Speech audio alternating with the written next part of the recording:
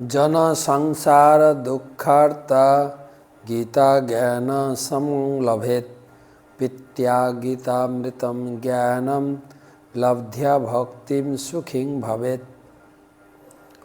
এই সংসারে দুঃখার্তজন গীতার জ্ঞান লাভ করে সুখে থাকুন। আজকের আলোচনা অষ্টাদশ শ্লোক। অন্তবন্ত ইমে দেহা নিত্য শোক্তা শরীরিণঃ অনাসীন অপ্রমেয়স্য তস্মাৎ যুদ্ধস্য ভারত।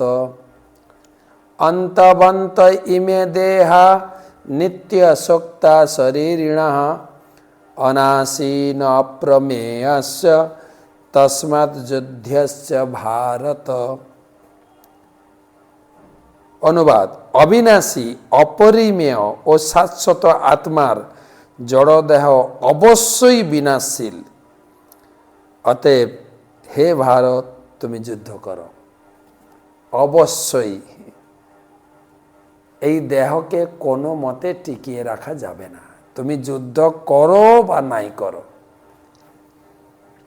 এই দেহ বিনাশশীল, আত্মা শাশ্বত। প্রভুপাদ লিখছেন তাৎপর্যে, আত্মাকে কোনো শত্রুই হত্যা করতে পারবে না, আর দেহকে তুমি কোনো অবস্থাতে চিরজীবন টিকিয়ে রাখতে পারবে না। যখনই আত্মা বেরিয়ে যাবে, এই শরীর পচতে শুরু করবে। প্রভুপাদ লিখেছেন পচতে শুরু করবে।